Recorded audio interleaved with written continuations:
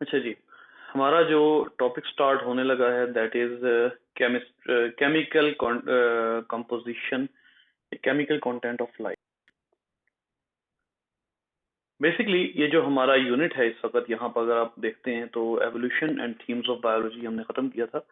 Unit में 1 में chemistry of life है। बेसिकली ये बेसिक केमिस्ट्री है।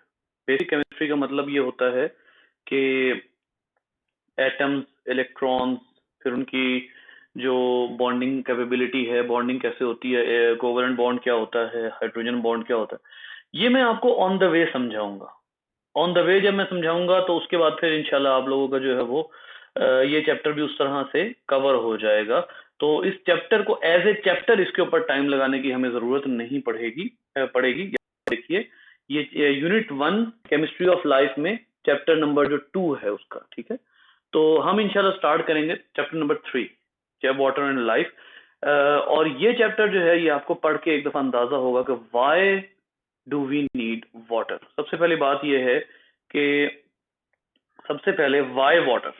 वो होता है ना, किसी भी कंपनी जो है जब वो अपना प्रोडक्ट बेचती है तो वो कहती है वाई अस, हम ही क्यों, what is so special in us, what makes us different. ठीक है।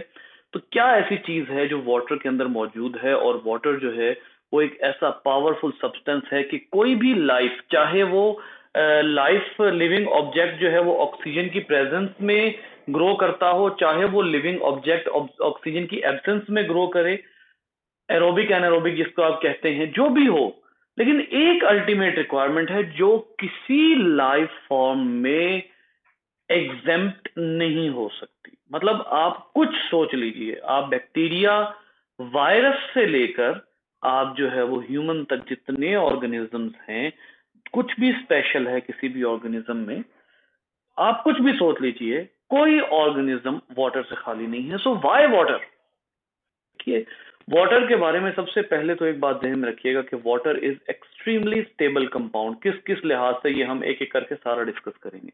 Extremely stable. लेकिन वाटर की स्टेबिलिटी में जो एक चीज है वो है वाटर के अंदर मौजूद इंटरमोलिकुलर फोर्सेस।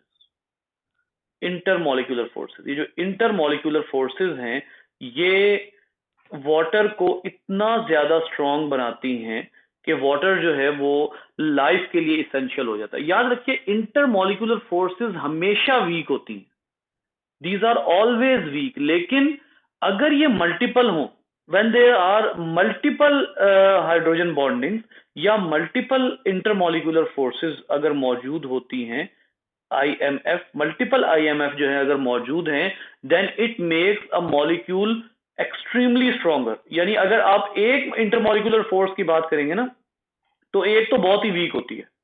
जैसे आप कहते हैं डीएनए, अब डीएनए जो है उसके दोनों स्ट्रैंड्स के दरमियान में क्या मौजूद है, डीएनए के दोनों स्ट्रैंड्स के दरमियान में हाइड्रोजन बॉन्डिंग है। डीएनए इंतहाई स्टेबल है, किसकी वजह से, हाइड्रोजन बॉन्डिंग की वजह से। लेकिन अगर आप डीएनए के दोनों स्ट्रैंड्स के दरमियान में हाइड्रोजन बॉन्ड सिंगल कर देते हैं ना, तो डीएनए इंतहाई अनस्टेबल मॉलिक्यूल है कि टूटता रहेगा, मुस्तकिल टूटेगा। जब हाइड्रोजन बॉन्डिंग की तादाद बढ़ती जाती है, मॉलिक्यूल स्टेबिलिटी की तरफ आता रहता है, और ये स्टेबिलिटी जो है वो उस मॉलिक्यूल को अपने ओरिजिनल, जो उसका एक होता है ना कि वाटर है तो वाटर के अंदर एक है H2O। जब आप H2O जमा करते जाएंगे, और ये H2O उतना स्ट्रांग कभी भी नहीं होगा जितना ऐसे H2O स्ट्रांग होंगे जिनके दरमियान में क्या मौजूद होगी, हाइड्रोजन बॉन्डिंग मौजूद होगी। ठीक है। सो अब यहां पर जो है वो मैं ये बात जो है वो हमारे जहन में आई कि जो वाटर है उसकी स्टेबिलिटी के पीछे जो असल चीज है वो उसकी हाइड्रोजन बॉन्डिंग है। अब ये हाइड्रोजन बॉन्डिंग होती क्या है, what is the reason of hydrogen bonding. इसके लिए बेटा हमें थोड़ा सा जो है वो फोकस करना पड़ेगा। ये जो ऑक्सीजन है, ऑक्सीजन एटम के ऊपर, क्योंकि कुछ एटम्स होते हैं कि जिनके अंदर ये एबिलिटी होती है कि वो हाइड्रोजन बॉन्डिंग कर सकते हैं। ऑक्सीजन एटम जो है ना, इसका अगर आप एटॉमिक नंबर की बात करते हैं ना, अगर आप पीरियोडिक टेबल में जाते हैं, और पीरियोडिक टेबल में आपको थोड़ा सा तारुफ करा दो पीरियोडिक टेबल का।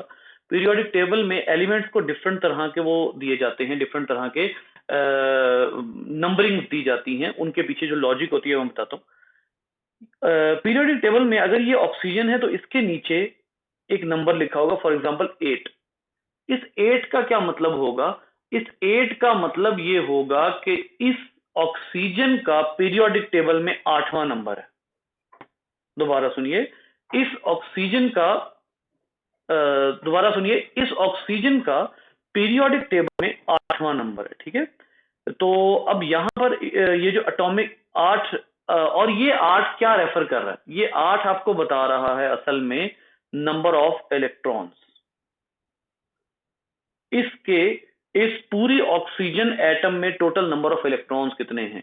चलें अब आइए एक और बात कर लेते हैं। जब भी आप किसी भी एटम की बात करते हैं तो वो एटम जो है वो डिफरेंट चीजों पर मुश्तमिल होता है। फॉर एग्जांपल, एटम जो है वो मुश्तमिल होता है सबसे पहले उसके सेंटर में एक बड़ा सारा मैस होता है जिसको आप कहते हैं न्यूक्लियस। ठीक है, इस न्यूक्लियस के अंदर, इस न्यूक्लियस के इर्द गिर्द जो है वो शेल्स होते हैं। पहला शेल होता है, पहले शेल को आप कहते हैं के शेल, फिर एल शेल, फिर उसके बाद एक आता है एम शेल और फिर आता है एन शेल। ये 4 शेल्स होते हैं। ठीक है, ये शेल्स जो हैं ये एनर्जी, ये असल में जिस भी कंपाउंड की एनर्जी कम होगी ना, जो कंपाउंड मेरे मुंह से क्यों निकल रहा है, इलेक्ट्रॉन, जिस भी इलेक्ट्रॉन की एनर्जी कम होगी वो न्यूक्लियस से क्लोजेस्ट होगा, यानी न्यूक्लियस के क्लोजेस्ट शेल में होगा, और जिसकी एनर्जी सबसे ज्यादा होगी वो न्यूक्लियस से फारदेस्ट शेल में होगा। यानी अब अगर एक इलेक्ट्रॉन जो है वो एम शेल में है, इसका मतलब ये है कि जो एम शेल है उसकी एम शेल वाले इलेक्ट्रॉन की एनर्जी सबसे ज्यादा है। ठीक है, और अगर वो एन में है तो उसकी उससे भी ज्यादा एनर्जी जो है वो हमें मिलती है। अब यहां पर जो न्यूक्लियस होता है उसके इर्द गिर्द जो है वो शेल्स हैं। हर शेल के अंदर ऑर्बिटल्स होते हैं। हर शेल के, आप यूं कह लीजिए कि हर शेल जो है वो एनर्जी वाइज मजीद डिवाइडेड होता है। जैसे जो के शेल है उसका कोई ऑर्बिटल नहीं होता। जो एल शेल है, के शेल का, बल्कि नहीं, एक मिनट, के शेल का ऑर्बिटल होता है जिसको आप कहते हैं एस ऑर्बिटल।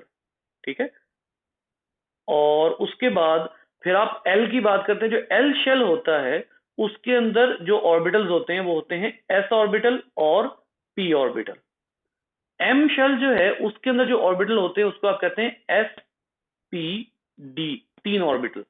और जो एन शेल होता है उसके अंदर मजीद एनर्जी, असल में ये डिवीजन जो है ना, ये जो डिवीजन हुई हुई है ऑर्बिटल्स की और जो शेल्स हैं उनकी, ये बेसिकली एनर्जी डिवीजन हुई हुई है। तो हम यहां पर अभी बात करेंगे मजीद कि जो एन है उसके अंदर जो ऑर्बिटल्स होते हैं वो 4 होते हैं, एस पी डी एफ। ठीक है, मैंने आप लोगों को ज्यादा से ज्यादा जो अभी इस वक्त डिस्कशन करनी है ना वो पी की बात करनी है, इससे ज्यादा मैंने बात नहीं करनी। तो हम जो है वो अभी एक और इसको अंदाज से देखेंगे। देखिए, जो मैंने आपको क्या बताया कि ये शेल्स हैं, कौन से, के, एल, एम और एन, ये 4 शेल्स हैं।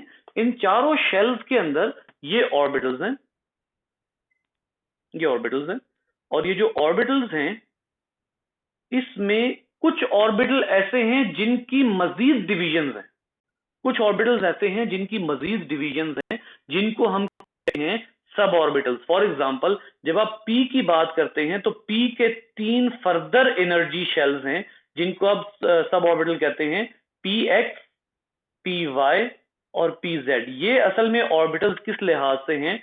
डायमेंशन के हिसाब से। डायमेंशन, देखिए याद रखिए, डायमेंशन क्या होती है? टाइम, सॉरी, हाँ, टाइम, स्पेस और विड्थ। ये देखिए, ये वो हो गया, टाइम हो गया, ये स्पेस और ये विड्थ, ये 3 डायमेंशन, एक्स, वाई और जेड, 3 डायमेंशन है। अब जब इलेक्ट्रॉन एक्स एक्सिस के अलोंग मूव कर रहा होगा तो वो सब ऑर्बिटल कहलाएगा पी एक्स, वाई एक्सिस के अलोंग तो पी वाई, और जेड एक्सिस के अलोंग तो पी जेड। यानी इसमें जो इलेक्ट्रॉन का पाथ बनेगा उस पर गौर कीजिएगा। इलेक्ट्रॉन एक्स एक्सिस में इस पाथ के अलोंग मूव करेगा, तो ये सब ऑर्बिटल बन गया एक्स सब ऑर्बिटल।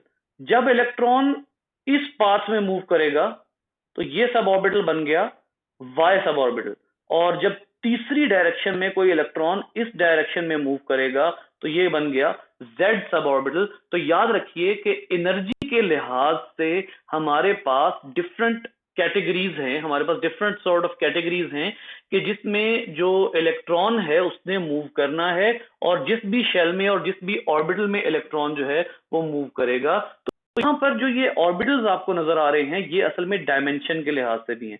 यहां से मैंने ये गुफ्तगू स्टार्ट क्यों की, मैंने इस ऑक्सीजन एटम के बाद ये ऑर्बिटल्स और शेल्स वाली गुफ्तगू क्यों स्टार्ट की, उसका मैं अब आपको बताता हूँ। बेटा जो ऑक्सीजन है ना, उसके हवाले से अपने माइंड में ये रखिए कि सबसे पहले जो ऑक्सीजन है उसमें है इलेक्ट्रॉन 8, ठीक है, 8 इलेक्ट्रॉन हैं। अब इसमें गौर से सुनिएगा, जो एस ऑर्बिटल है ना, एस ऑर्बिटल, उसमें आ सकते हैं सिर्फ 2 इलेक्ट्रॉन। जहां जहां एस होगा वहां सिर्फ 2 इलेक्ट्रॉन आ सकते हैं। तो आप के शेल के एस ऑर्बिटल की बात करेंगे तो इसमें भी 2 आ सकते हैं, एल शेल के एस ऑर्बिटल की बात करेंगे उसमें भी 2 इलेक्ट्रॉन आ सकते हैं, एम के एस ऑर्बिटल की बात करेंगे उसमें भी 2 आ सकते हैं, एन के एस की बात करेंगे तो उसमें भी 2 आ सकते हैं, ठीक है। ये असल में ऑर्बिटल की वो है, वो जिसको आप कहते हैं कि ऑर्बिटल की लिमिट है। जैसे आप कहेंगे, जब आप अभी आपने क्या बनाया, अभी आपने पी ऑर्बिटल के सब ऑर्बिटल्स बनाए, P X P Y P Z. S की जब आप बनाते हैं तो एस का कोई सब ऑर्बिटल नहीं होता, बल्कि एस ऑर्बिटल जो है वो सिर्फ इस राउंड डायरेक्शन में होता है, यानी इसमें जो इलेक्ट्रॉन्स होंगे वो सिर्फ एक ही डायरेक्शन में मूव करते चले जाते हैं, एक ही डायरेक्शन में मूव करते चले जाते हैं, करते चले जाते हैं। और जब इलेक्ट्रॉन कोई भी सब ऑर्बिटल नहीं होता तो आप उसको सिर्फ एस लिखने पर इत्तेफा करते हैं। और यहां आपको कितने इलेक्ट्रॉन नजर आ रहे हैं, एक ये एक ये। तो इसका क्या मतलब हुआ कि इस एस ऑर्बिटल में सिर्फ 2 इलेक्ट्रॉन्स समा सकते हैं। जो पी ऑर्बिटल है उसमें जरा गौर करके बताइए कितने इलेक्ट्रॉन्स आ सकते होंगे सानिया? सर 6 आ सकते हैं। 6 आ सकते हैं सर। जी जी बिल्कुल, मैं सानिया को रोकने लगा था क्योंकि ये केमिस्ट्री टीचर बैठी हुई है। जी बिल्कुल, जो पी है उसमें 6 आ सकते हैं। क्यों? एक्स एक्स में 2 इलेक्ट्रॉन घूमेंगे, फॉर एग्जांपल ये एक्स है, एक्स में 2 इलेक्ट्रॉन घूमेंगे, वाई में 2 इलेक्ट्रॉन घूमेंगे, जेड में 2 इलेक्ट्रॉन घूमेंगे। तो एक्स वाई जेड जो सब ऑर्बिटल्स हैं हर एक में 2 इलेक्ट्रॉन मूव कर सकते हैं, लिहाजा इसके अंदर जो है वो 6 इलेक्ट्रॉन्स आ सकते हैं। इसी तरह जो डी है उसके अंदर 10 आ सकते हैं और होते होते एफ में 14 हो जाते हैं। तो अब आइए, जब आप ऑक्सीजन के नंबर ऑफ इलेक्ट्रॉन्स की बात करते हैं तो ऑक्सीजन में टोटल 8 इलेक्ट्रॉन्स, ठीक है, 8 इलेक्ट्रॉन्स हैं। तो आप लोगों को याद होगा कभी आपने मैट्रिक में इलेक्ट्रॉनिक कॉन्फ़िगरेशन लिखी होगी, 1 रेफर करता है के शेल को, ठीक है, 1 एस, के शेल में कितने ऑर्बिटल हैं, एक ही ऑर्बिटल है एस, 1s। और एस ऑर्बिटल में कितने इलेक्ट्रॉन्स आ सकते हैं, 2, 1s2, ठीक हो गया। अब आइए, कितने हैं ऑक्सीजन में, 8, 2 कम हो गए, 2 आपने लगा दिए, ठीक है। उसके बाद आ जाते हैं जी ऑक्सीजन में 2s, जी 1 था के, तो 2 क्या हो गया, एल शेल, एस में कितने आ सकते हैं, 2, ठीक है। और मैंने एल शेल में आपको बताया था कि एल शेल के 2 ऑर्बिटल्स हैं, एक एस है दूसरा पी है। तो अभी आपने 1s2 के बाद 2s2 के बाद क्या करना है, 2p, क्योंकि जो एल है यानी एल से 2 से मुराद यहां एल है, तो एल के अंदर जो है वो क्या है, वो एक एस ऑर्बिटल है एक पी ऑर्बिटल है। एस ऑर्बिटल आपने भर दिया, के का भी आपने एस ऑर्बिटल भर दिया, ठीक है। अब यहां आप 8 में से 4 इलेक्ट्रॉन ऑक्सीजन के ऑर्बिटल्स में फिट कर चुके हैं। अब आइए मजीद ऑर्बिटल्स में फिट करते हैं, 2p। अब आपको यह बात पता है कि जो इलेक्ट्रॉन्स हैं, सॉरी जो ऑर्बिटल्स हैं उनके सब ऑर्बिटल्स भी हैं। पी के आपने कितने सब ऑर्बिटल्स पढ़े, X Y Z, 2p X, 2p Y, 2p Z. 2 किसको रेफर कर रहा है, एल को, p ऑर्बिटल को, और x किसको रेफर कर रहा है, सब ऑर्बिटल्स को। y किसको रेफर कर रहा है, सब ऑर्बिटल को। z किसको रेफर कर रहा है, सब ऑर्बिटल को। तो ये एक एक करके आपके सामने आ रहे हैं। अब आइए नेक्स्ट, 4 इलेक्ट्रॉन आपने फिट कर दिए, अब आपने बाकी 4 रह गए, 8 में से 2 आपने के ऑर्बिटल में फिट कर दिए, एस ऑर्बिटल में, 2 आपने एल के एस ऑर्बिटल में फिट कर दिए। अब आपने एक एक करके ऑर्बिटल और सब ऑर्बिटल में फिट करने हैं। बेटा ऑर्बिटल और सब ऑर्बिटल में इलेक्ट्रॉन को फिट करने का एक रूल होता है, और वो ये होता है कि पहले सब के सब जो हैं सब ऑर्बिटल्स जो हैं उनको एक एक इलेक्ट्रॉन दिया जाएगा, पेयर नहीं बनाया जाएगा। ठीक है, तो इसका मतलब ये है कि अगर एक सब ऑर्बिटल 2p x है तो एक इसमें आ गया, एक 2p y है एक इसमें आ गया, एक 2p z है एक इसमें आ गया। जी बच्चे कितने हो गए? 7। अब आप किसको एक इलेक्ट्रॉन दे देंगे? इसको। अब इसका क्या मतलब हुआ कि आपके पास जो है वो इस पूरे, ये बेटा कौन सा शेल है? ये वाला शेल जो है वो एल शेल है, जिसके अंदर जो ऑर्बिटल है वो कौन सा है? पी ऑर्बिटल है। ठीक है, पी ऑर्बिटल में टोटल कितने इलेक्ट्रॉन्स आने चाहिए थे? 6। कितने आए हैं? 4, यानी 2 की गुंजाइश है। यानी ये जो ऑक्सीजन है अब ये कितने बॉन्ड बना सकती है? It can make 2 bonds to satisfy the valence shell.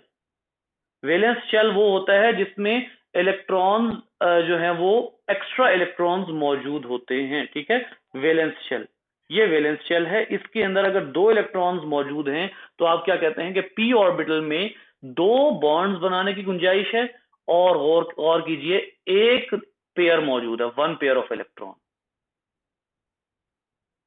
इसको अब मैं सादा एक क्लाउड डायग्राम बना के आपको समझाता हूं। फॉर एग्जाम्पल ये आपके पास एक न्यूक्लियस है, ये एस ऑर्बिटल है, एस ऑर्बिटल में ये 2 इलेक्ट्रॉन्स हैं। ठीक है, उसके बाद ये पी ऑर्बिटल है, पी ऑर्बिटल में जो कॉन्फ़िगरेशन है वो कुछ इस तरह से है कि एक जो है वो है पेयर, और एक एक जो है वो अकेला इलेक्ट्रॉन मौजूद है। तो अब ये जो दो याद रखिए, हमेशा हमेशा जो भी एटम बॉन्डिंग करता है वो अपने वैलेंस इलेक्ट्रॉन की जो कैपेसिटी होती है उसको फुलफिल करने की कोशिश करता है। इसका मतलब ये हुआ वैलेंस ऑर्बिटल जो है वो कौन सा है आपके पास? पी। पी में कितनी गुंजाइश है? 6 की गुंजाइश है। कितने हैं? 4 हैं। यानी अगर आपने अपने इस पी ऑर्बिटल की जो कैपेसिटी है इसको फुलफिल करना है तो आपको एक एक इलेक्ट्रॉन चाहिए। जब आपको इलेक्ट्रॉन चाहिए होगा तो इसका मतलब है कि इसकी कितनी वैलेंसी हो गई? इस ऑक्सीजन के एटम की वैलेंसी हो गई 2। जो सबसे बाहर का शेल है, मैंने आपको क्या कहा, जो बॉन्डिंग करता है उसको आप क्या कहते हैं? वैलेंस शेल कहते हैं। इसकी वैलेंसी है 2। अच्छा जी, इतनी लंबी चौड़ी गुफ्तगू तो हमारी हो गई। अब आइए हाइड्रोजन पे। ये मैंने बेटा किसको जो है वो बताया? ऑक्सीजन का बताया। ऑक्सीजन का ये जो यहाँ पर लिखते हैं ना, ये एटॉमिक नंबर है। ठीक है, नंबर ऑफ इलेक्ट्रॉन। यहाँ पर हम लिखते हैं एटॉमिक मैस। ठीक है, इस जगह पर एटॉमिक मैस आता है, और इस जगह पर आता है अगर उसके आइसोटोप हो, तो वो मैं इंशाल्लाह बाद में एक्सप्लेन करता हूँ। आइसोटोप जो हैं वो भी एक्सप्लेन करने होते हैं। असल में किसी भी जो है वो एटम हो ना कोई भी, उसमें जितने इलेक्ट्रॉन होते हैं ना उतने ही प्रोटॉन होते हैं। ठीक है, और प्रोटॉन के साथ साथ जो न्यूट्रॉन होते हैं वो कितने होते हैं? न्यूट्रॉन वो वेरी करते हैं, न्यूट्रॉन्स वेरी करते हैं। न्यूट्रॉन्स वेरी कर सकते हैं, बिल्कुल। न्यूट्रॉन जो हैं, अगर तो न्यूट्रॉन बराबर हैं तो फिर वो एक कंपाउंड बन जाते हैं, लेकिन अगर न्यूट्रॉन वेरी करते हैं तो वो आइसोटोप बन जाते हैं। ठीक है, तो अगर इसमें जैसे मैंने कहा 8 इलेक्ट्रॉन है तो 8 ही प्रोटॉन हो जाएंगे। 8 प्रोटॉन होंगे तो आमतौर पर कहा यह जाता है कि जितने जो हैं वो प्रोटॉन होते हैं उतने ही न्यूट्रॉन होते हैं। तो ऑक्सीजन का जो एटॉमिक नंबर होगा वो वेरी करेगा। अगर 8 प्रोटॉन है तो 16 हो जाएगा, अगर 9 प्रोटॉन है तो 17 हो जाएगा, ऐसी सूरत में। या अगर 6 प्रोटॉन है, 7 प्रोटॉन है, आमतौर पर जो हमें ऑक्सीजन का जो मिलता है ना, जो हम ऑक्सीजन का आइसोटोप यूज करते हैं, जो हम ऑक्सीजन का आइसोटोप इनहेल करते हैं, उसका जो एटॉमिक मैस होता है वो कितना होता है? 16। ठीक है, लेकिन इसके हैवी आइसोटोप भी होते हैं। फॉर एग्जांपल अगर आपके पास, मैं थोड़ा सा गलत लिख गया, एक मिनट, यहां पर ये चीज गलत लिख गया मैं। प्रोटॉन जो हैं वो उतने ही होंगे जितने इलेक्ट्रॉन होंगे। इलेक्ट्रॉन कितने? 8 हैं, प्रोटॉन भी 8 हैं। फॉर एग्जांपल न्यूट्रॉन कितने हो जाते हैं? 9। अगर 9 न्यूट्रॉन हो जाते हैं तो ये नंबर +1 हो जाएगा। और अगर 10 न्यूट्रॉन, मैं फिर ये सिंबल गलत डाल रहा हूं, ये न्यूट्रॉन, और अगर 10 हो जाते हैं तो ये दोबारा नंबर बढ़ जाएगा, O18 पे चला जाएगा।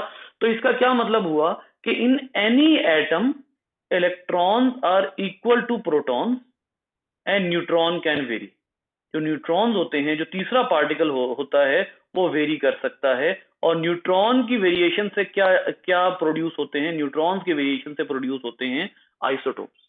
ठीक है, अब आइए उसके बाद हम अगली जो बात करते हैं वो क्या है, वो ये है कि हमारे पास यहां पर जो है वो ऑक्सीजन का एटम हमने बना लिया। What about hydrogen atom? बेटा हाइड्रोजन एटम जो होता है ना, उसके अंदर एक ही उसका जो वैलेंस शेल होता है उसमें एक ही इलेक्ट्रॉन होता है। इसका मतलब है प्रोटॉन भी कितने होंगे? प्रोटॉन भी इसके अंदर एक ही होगा और न्यूट्रॉन इसमें नहीं होता। ठीक है, इसमें एक ही प्रोटॉन होता है, एक ही न्यूट्रॉन होता है। इसका मतलब है कि जो हाइड्रोजन है उसकी कितनी कैपेसिटी है? हाइड्रोजन की कैपेसिटी है कि वो एक बॉन्ड बना सकता है। ठीक है, अब आइए, अगर ऑक्सीजन की कैपेसिटी है कि वो 2 बॉन्ड बना सकता है और हाइड्रोजन की कैपेसिटी है कि वो एक बॉन्ड बना सकता है, ये करते क्या है? ये अपना अपना इलेक्ट्रॉन शेयर कर देते हैं। जब ये अपना अपना इलेक्ट्रॉन शेयर करते हैं तो जब इलेक्ट्रॉन की शेयरिंग होती है तो दरमियान में जो बॉन्ड बनता है उसको आप क्या कहते हैं? कोवलेंट बॉन्ड कहते हैं। म्यूचुअल शेयरिंग ऑफ इलेक्ट्रॉन जब की जाती है डिफरेंट एटम्स की तरफ से, तो जो म्यूचुअल शेयरिंग से जो बॉन्ड बनता है उसको इलेक्ट्रॉन कहते हैं। और उसके बाद अब इसका मतलब ये हुआ कि ऑक्सीजन के पास कितनी कैपेसिटी है? ऑक्सीजन के पास बेटा कैपेसिटी है अभी एक और बॉन्ड बनाने की, क्योंकि उसने अपना सिर्फ अभी एक इलेक्ट्रॉन शेयर किया है। तो जब वो दूसरा इलेक्ट्रॉन शेयर, ये एक और हाइड्रोजन आ गया, H प्लस, एक ही प्रोटॉन है, एक ही इलेक्ट्रॉन है इसके पास। तो अब जब ये अपना इलेक्ट्रॉन शेयर करेगा, ये देखिए ये अपना इलेक्ट्रॉन शेयर करेगा, इधर से ये अपना ये वाला इलेक्ट्रॉन शेयर करेगा, तो इनके दरमियान में एक और कोवेलेंट बॉन्ड बन जाएगा। तो ये क्या है? H पॉजिटिव, ये हाइड्रोजन, सॉरी ये हाइड्रोजन, ये हाइड्रोजन, ये ऑक्सीजन, क्या बन गया? H2O। This is the formation of water, जिसमें ये सारे अपना अपना एक इलेक्ट्रॉन देकर जो वाटर की फॉर्मेशन है वो करते हैं। मैंने बात कहां से शुरू की थी? मैंने बात शुरू की थी हाइड्रोजन बॉन्डिंग से। हाइड्रोजन बॉन्डिंग जो है वो क्यों होती है? अब अगली बात ये आती है, why the hydrogen bonding is there.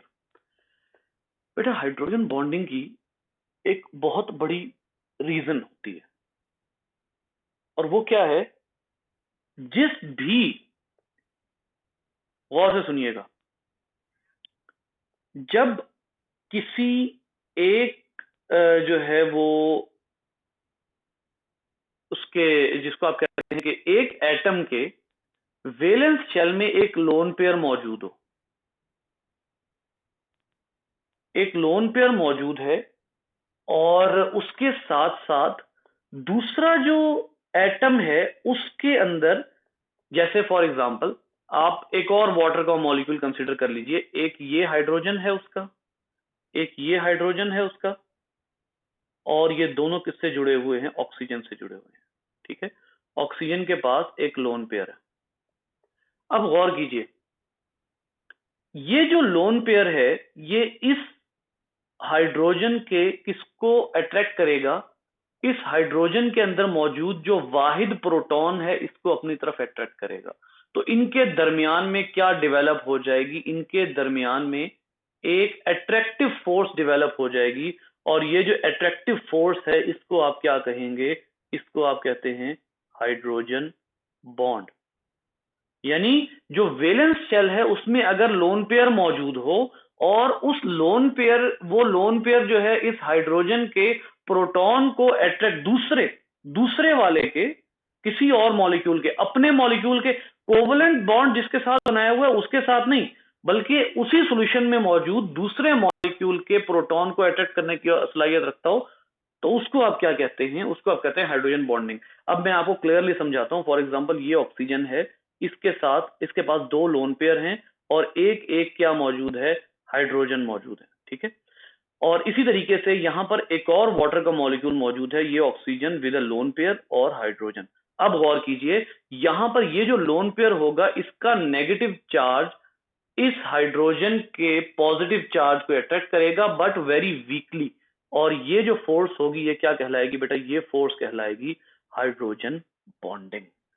तो जो जस्टिफिकेशन ऑफ हाइड्रोजन बॉन्डिंग है वो असल में मैं यहां पर आपको देना चाह रहा था कि हाइड्रोजन बॉन्डिंग किस तरह से जस्टिफाई होती है और हाइड्रोजन बॉन्डिंग किसी भी वाटर मॉलिक्यूल में किस तरह होती है। फॉर एग्जांपल, अब अगर आपके पास किसी एक सॉल्यूशन में 100 वाटर मॉलिक्यूल्स हैं, तो ये जो 100 वाटर मॉलिक्यूल्स हैं ये असल में क्या होता है कि ये जो 100 वाटर मॉलिक्यूल्स हैं इनकी आपस में हाइड्रोजन बॉन्डिंग होती है और ये बहुत स्ट्रॉन्ग मॉलिक्यूल के तौर पे दरमियान में आता है। लेकिन एक प्रॉब्लम आता है, वो क्या होता है, वो ये होता है कि अगर तो ये प्योर वाटर हो, अगर तो ये प्योर वाटर है, pure water has maximum hydrogen bonding, इसके अंदर मैक्सिमम हाइड्रोजन बॉन्डिंग होती है। लेकिन जो है वो अगर आप इसमें कुछ ऐड कर दें, फॉर एग्जांपल आप प्योर वाटर में कोई सोल्यूट ऐड कर देते हैं, तो प्योर वाटर में सोल्यूट ऐड करने का मतलब ये होगा कि आप उसके अंदर की हाइड्रोजन बॉन्डिंग को वीक कर रहे होंगे या उस वाटर की प्रॉपर्टीज को चेंज कर रहे होंगे। आपने अक्सर देखा होगा कि पानी वैसे जो है वो कभी भी उबल के बाहर नहीं आता, लेकिन अगर दूध और पानी को मिला देते हैं तो वो उबल के बाहर आ जाता है। उसका जो बॉइलिंग टेम्परेचर है वो चेंज हो जाता है, उसका जो वो टेम्परेचर है, उसका जो जिस पे बुलबुले बनते हैं वो टेम्परेचर है वो चेंज हो जाता है। तो बेसिकली ये तमाम टेम्परेचर जो है वो चेंज हो जाते हैं, जिसकी वजह से क्या होता है कि जो वाटर की प्रॉपर्टीज हैं उनमें चेंज आ जाता है। अब यहां पर एक चीज और भी आपने देखी होगी, आपने अक्सर देखा होगा कि हम वाटर को इस फॉर्म में लिखते हैं H2O H positive plus OH negative. अब इसमें क्या होता है, देखिए ये जो सिचुएशन है इसको आप कहते हैं आयोनाइजेशन। ये वाटर की वो कैपेबिलिटी है जिसकी बुनियाद पर वाटर कहा जाता है यूनिवर्सल सॉल्वेंट। ये वाटर की वो सलाहियत है जिसकी बुनियाद पे आप वाटर को यूनिवर्सल सॉल्वेंट कहते हैं। अगर यूनिवर्सल सॉल्वेंट अगर वाटर है तो वो अपनी आयोनाइजेशन की वजह से, अब ये आयोनाइजेशन क्यों होती है, आयोनाइजेशन की भी रीजन जरा सुन लीजिएगा। अगर आपके पास एक ऑक्सीजन है और जो ऑक्सीजन है उसने कोवलेंट बॉन्डिंग की हुई है हाइड्रोजन के साथ, अब गौर कीजिएगा, जो ऑक्सीजन है ना इसकी एक पावर है, इसकी एक क्वालिटी है जिसको आप कहते हैं इलेक्ट्रोनेगेटिविटी। इलेक्ट्रोनेगेटिविटी क्या होता है, किसी भी इलेक्ट्रॉन को अपनी तरफ अट्रैक्ट करना, पुलिंग द इलेक्ट्रॉन, किसी भी इलेक्ट्रॉन को अपनी तरफ खींचना, ये क्या पावर होती है, ये कहलाती है इलेक्ट्रोनेगेटिविटी। ठीक है, अब गौर कीजिए, जो वाटर होता है ना इसमें जो ऑक्सीजन होती है ये इसमें अभी हमने क्या कहा कि ऑक्सीजन भी अपना इलेक्ट्रॉन शेयर करती है और हाइड्रोजन भी अपना इलेक्ट्रॉन शेयर करता है। याद रखिए, अगर तो, बहुत गौर से सुनिएगा, अगर तो ये दोनों किसी दरमियान की जगह पर सेटल हो जाते हैं ना तो there would be no ionization, यहां पर कोई आयोनाइजेशन नहीं होगी और यहां कोई चार्ज नहीं आएगा। लेकिन ऑक्सीजन की इलेक्ट्रोनेगेटिविटी ज्यादा होती है जिसकी वजह से क्या होता है कि ऑक्सीजन का अपना एटम तो, अपना इलेक्ट्रॉन तो उससे बहुत दूर नहीं जाता, लेकिन हाइड्रोजन का अपना इलेक्ट्रॉन उससे काफी दूर चला जाता है।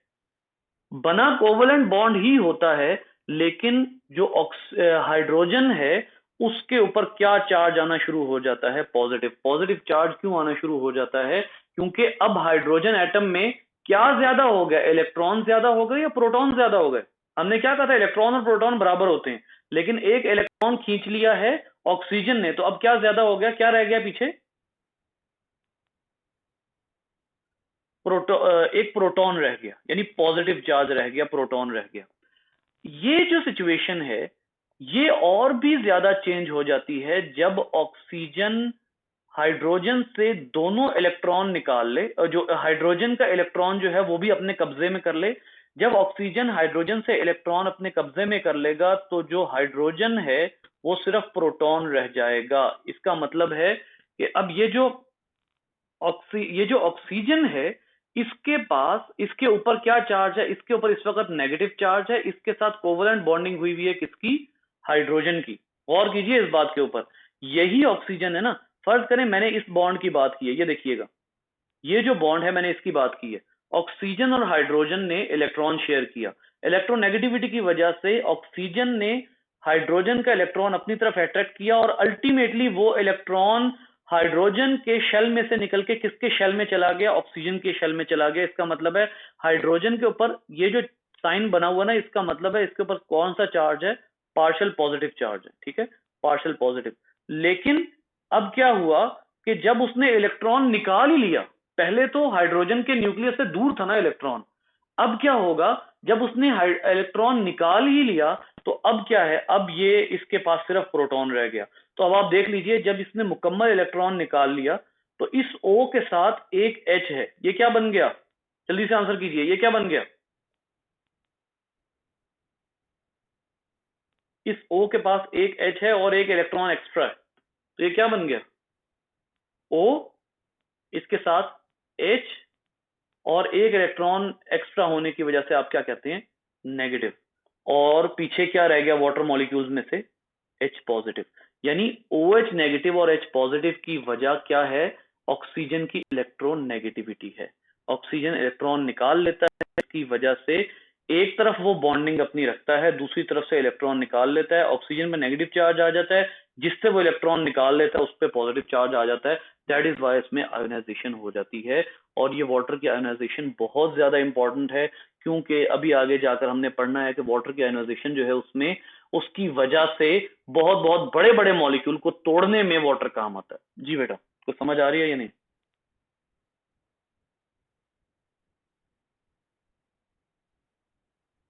आज तीनों खामोश हैं, अल्लाह खैर ही करे। आ रही है सर समझ तो। सिद्रा,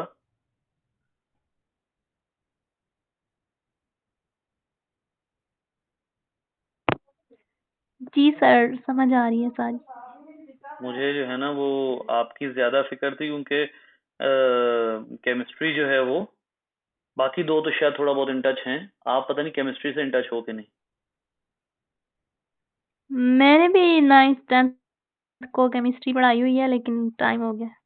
सही है जी। सुमेरा,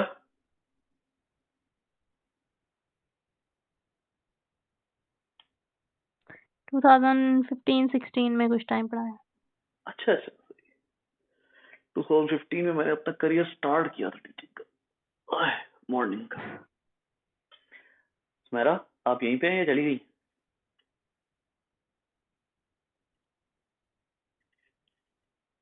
सुमेरा लगता है किसी काम से गई हुई। नहीं सर, वो माइक ऑन नहीं हो रहा। अच्छा, माइक ऑन नहीं हो रहा, ठीक ठीक। सो अब जी यहाँ समझ गई। ठीक, अब यहाँ पर जो है वो हमें वाटर की आयोनाइजेशन की रीजन भी पता लग गई। जो इलेक्ट्रोनेगेटिविटी होती है उसकी रीजन में जो मैं इंशाल्लाह आप लोगों को जो है वो इलेक्ट्रोनेगेटिविटी की प्रॉपर रीजन दूंगा, लेकिन यहाँ हमारा हमारा मसला असल में वाटर की प्रॉपर्टीज को डिफाइन करना है, ना कि बाकी और किसी प्रॉपर्टी को डिफाइन करना। तो वाटर की जो प्रॉपर्टी है उसके हवाले से हमें ये पता लगा कि जो हाइड्रोजन बॉन्डिंग है और जो आयोनाइजेशन है वो किस तरह से आती है। अब यहाँ पर मैं आपको हाइड्रोजन बॉन्डिंग की एक और जो है वो भी बताता हूँ कि whenever a hydrogen bond breaks, ये बड़ी इंटरेस्टिंग है, whenever a hydrogen bond breaks, तो क्या होगा, एनर्जी रिलीज होती है, ठीक है। अच्छा, उसके बाद क्या है, एक और बात सुनिएगा, when ever a hydrogen bond forms,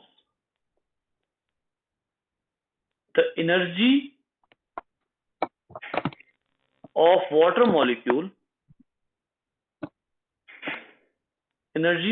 molecule reduces। अच्छा, ये एनर्जी कौन सी है, अब जरा इसको डिफाइन कर लेते हैं। देखिए, ये एनर्जी असल में वाटर मॉलिक्यूल की एनर्जी, ये कौन सी एनर्जी की बात हुई है, ये हुई है काइनेटिक एनर्जी की बात। वाटर मॉलिक्यूल जो हैं उनमें कोलिजन होती है, मॉलिक्यूल्स के दरमियान में कोलिजन होती है, और आपको पता है कि अगर फर्ज कर लिया कि एक आपके पास जो है वो कंटेनर है, एक बीकर है आपके पास, और इस बीकर में इतना पानी है, तो इस पानी के अंदर जितने, फॉर एग्जांपल ये प्योर वाटर है, जितने मॉलिक्यूल्स होंगे इनके दरमियान में हाइड्रोजन बॉन्डिंग मौजूद होगी, और ये जो हाइड्रोजन बॉन्डिंग होगी, this hydrogen bonding will lead to stability of water, as well as whenever you are going to give some sort of thermal energy to this solution. अब यहाँ पर क्या होगा, यहाँ पर जो है वो ये जो वाटर मॉलिक्यूल हैं, इनकी काइनेटिक एनर्जी में इजाफा होगा। जब काइनेटिक एनर्जी में इजाफा होता है तो जो फॉर्मेशन एंड ब्रेकडाउन शुरू हो जाती है हाइड्रोजन बॉन्ड्स की। ये मैं अब आपको यहाँ पर बताऊं कि हाइड्रोजन बॉन्ड्स की जो है वो जब ब्रेकडाउन और फॉर्मेशन होती है ना, तो ये कितनी देर में हो रही होती है। मैंने अभी आपको थोड़ी देर पहले यहाँ पर, नहीं आपको नहीं बताया था, वो पिछली क्लास थी। हाइड्रोजन बॉन्ड जो हैं उनकी जो फॉर्मेशन और ब्रेकडाउन होती है वो 1 सेकंड के ट्रिलियन हिस्से में होती है, मतलब वो टूट के दोबारा बन जाता है। 1 सेकंड के ट्रिलियन हिस्से में हाइड्रोजन बॉन्ड टूटता है और फिर बन जाता है। यानी इसका मतलब ये है कि ये चीज, बेटा माइक ऑफ कर दीजिए सिद्रा। इसका मतलब ये हुआ कि ये जो चीज है कि हाइड्रोजन बॉन्ड बनता है तो एनर्जी जो है वो कम होती है उस कंपाउंड की, और जब हाइड्रोजन बॉन्ड टूटता है तो असल में वो एनर्जी को बाहर रिलीज करता है। तो बेसिकली हुआ क्या, हाइड्रोजन बॉन्ड को तोड़ने के लिए आपने टेम्परेचर की सूरत में दी एनर्जी। जब हाइड्रोजन बॉन्ड टूटेगा तो हाइड्रोजन बॉन्ड टूटने की सूरत में वाटर की सरफेस से क्या रिलीज हो जाएगी, हीट रिलीज होगी। और ये जो वाटर की सरफेस से हीट रिलीज होगी, याद रखिए हीट का रिलीज होना वाटर के टेम्परेचर को क्या कर देगा, हीट का रिलीज होना वाटर के टेम्परेचर को रिड्यूस कर देगा। जैसे ही वाटर का टेम्परेचर रिड्यूस होगा, वाटर अपने दोबारा वापस उसी टेम्परेचर पर आ जाएगा जिस टेम्परेचर पर वो पहले था। इसका मतलब ये हुआ कि एक प्रॉपर्टी होती है वाटर की जिसको आप कहते हैं heat capacity of water. Heat capacity का क्या मतलब है, वाटर अपना टेम्परेचर इंक्रीज में रेजिस्ट करता है, resistance in temperature increase, resistance in temperature increase. ये जो टेम्परेचर इंक्रीज में रेजिस्टेंस है, ये वो चीज है जिसको आप कहते हैं कि ये हीट कैपेसिटी है, और ये वाटर की बहुत आउटस्टैंडिंग है। Why, because water has too much hydrogen bonding, और वो जो हाइड्रोजन बॉन्डिंग है वो वाटर का टेम्परेचर बढ़ने नहीं देती। अब आपको एक और बात बताता हूं यहां पर कि ये जितनी यहां पर ये जो रिलीज होता है ना, यहां पे वेपर जो है वो वाटर के रिलीज होते हैं। मुझे बताइए वाटर की वेपराइजेशन जो है वो किस टेम्परेचर पर शुरू होती है?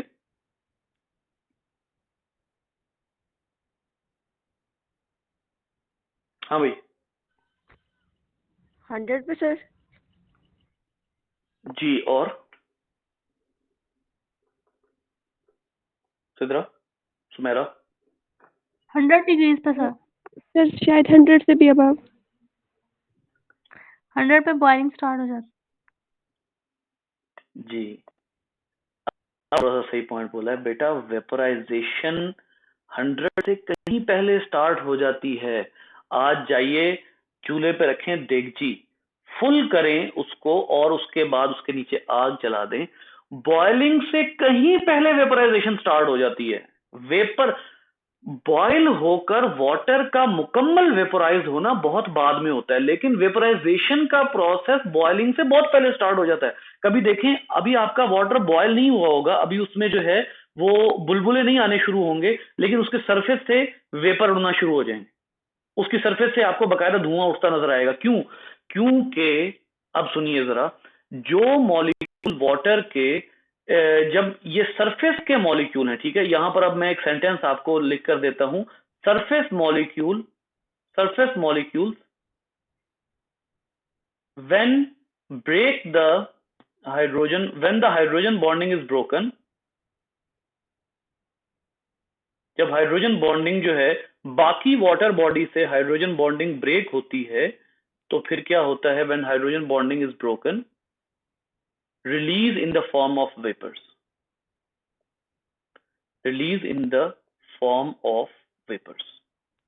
अब आप खुद अंदाजा कर लीजिए कि जब एक दफा टेम्परेचर मिला टेम्परेचर मिलने की वजह से वाटर जो है उसका टेम्परेचर इंक्रीज हुआ, और इंक्रीज हो जाने की वजह से जो ऊपर के चंद मॉलिक्यूल्स हैं वो अपनी हाइड्रोजन बॉन्डिंग तोड़ के जब यहां से इससे रिलीज होंगे, सरफेस के ऊपर से रिलीज होंगे, वो आपको एक धुएं किसी फॉर्म में नजर आएंगे जो वेपर्स होंगे, और उसके रिलीज होते ही, हीटेड मॉलिक्यूल्स के रिलीज होते ही, हाइड्रोजन बॉन्डिंग ब्रेक होते ही बाकी वाटर का टेम्परेचर एकदम कम हो जाएगा, जिसकी वजह से वाटर को बॉयल होते इतनी देर लगती है।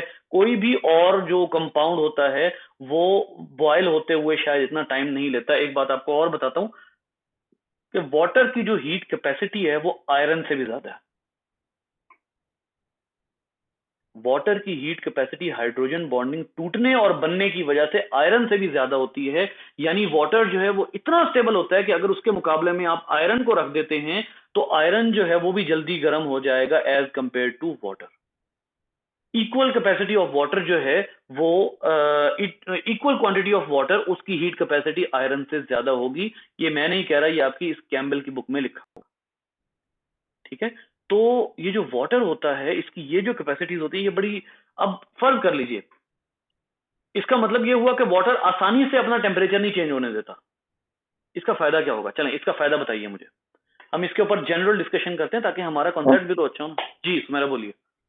उसमें ये कि हमारी बॉडी के अंदर वाटर है ना, तो अगर ये जल्दी से टेम्परेचर इसका कम या ज्यादा होता तो फिर बहुत ज्यादा हमारे रिएक्शंस को नुकसान होता है जो हमारी बॉडी के अंदर वो जी रहते बहुत हैं। अच्छा फायदा है, बहुत अच्छा बताया आपने कि जो टेम्परेचर हो रहे हैं वो अगर एक्सोथर्मिक हैं तो एक्सोथर्मिक होने से फिर क्या होगा कि जो बॉइलिंग है वो जल्दी हो जाएगी। तो अगर वाटर की इतनी हीट कैपेसिटी ना हो तो वाटर बॉयल कर जाएगा और हमारी बॉडी की प्रोटीन डीनेचर हो सकती है। और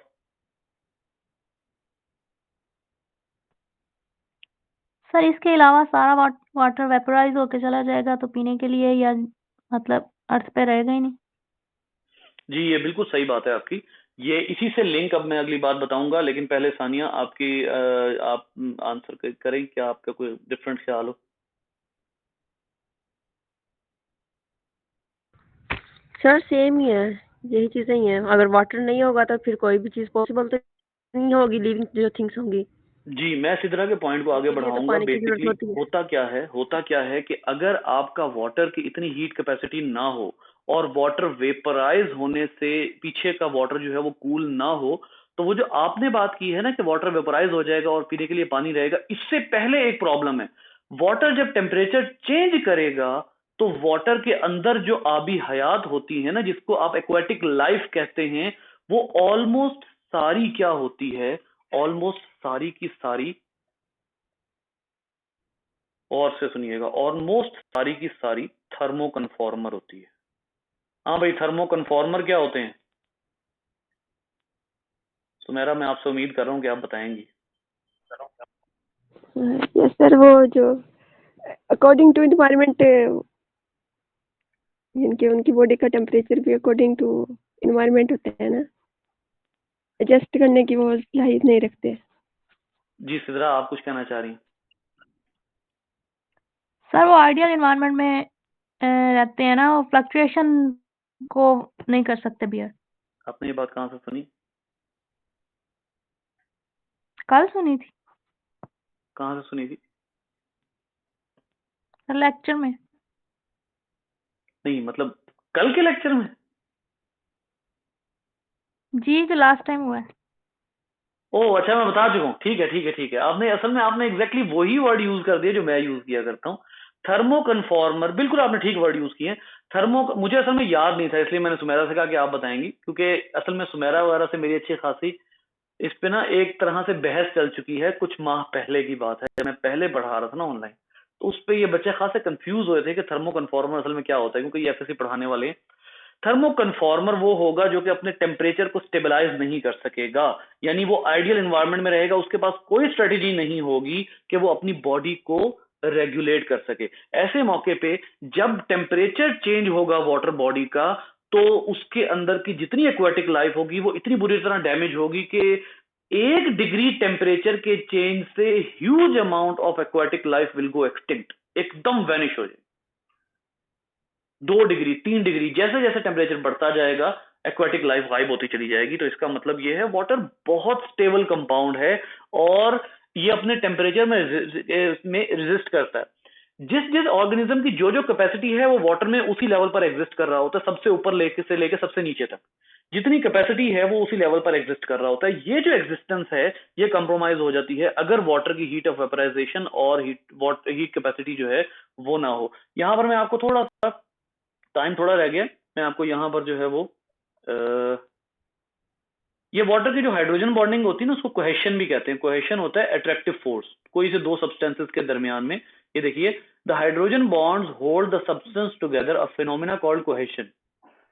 तो उसके बाद काइनेटिक एनर्जी की बात आई यहाँ जी, ये स्पेसिफिक हीट कैपेसिटी ये बात कर रहा है वो, ठीक है। तो ये देखिए अल्कोहल की स्पेसिफिक हीट कैपेसिटी वो कहता है 0.6 कैलोरीज पर ग्राम है।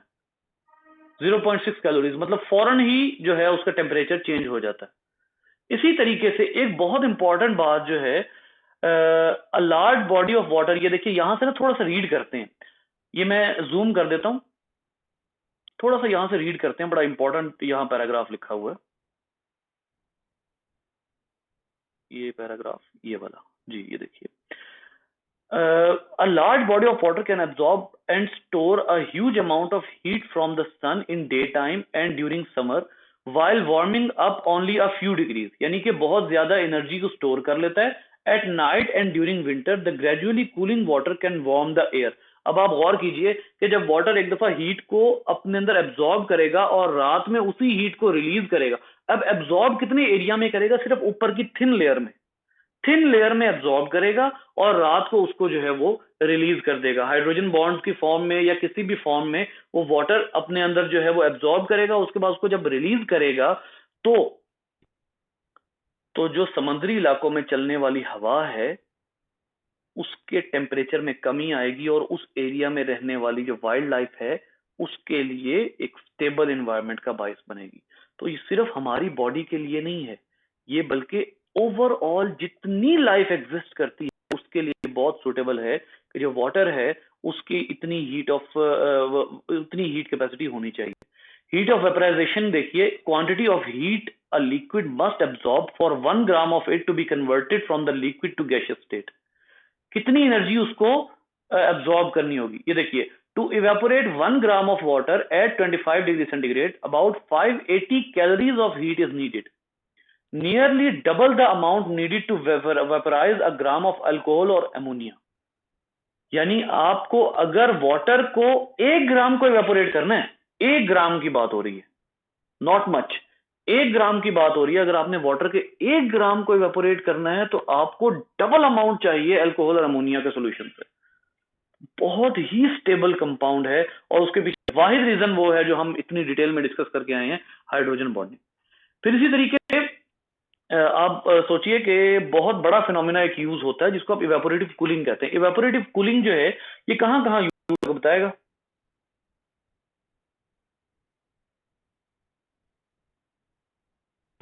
सॉरी सर, क्वेश्चन क्या है? इवेपोरेटिव कूलिंग कहां कहां यूज होता है फिनोमेना? सर जब स्वेटिंग होती है। बस ठीक है, बात यहीं पर जो है वो सम अप हो जाती है। जहां जहां भी स्वेटिंग होगी वहां पर इवेपोरेटिव कूलिंग होती है। जैसे इवेपोरेटिव कूलिंग में जब वाटर इवेपोरेट करता है हमारी बॉडी से, हमें एक ठंड का एहसास होता है। जब हम बाहर से एसी वाले कमरे में जाते हैं ना, इवेपोरेटिव कूलिंग का एक रूल होता है। इवेपोरेटिव कूलिंग का रूल ये होता है कि ये जो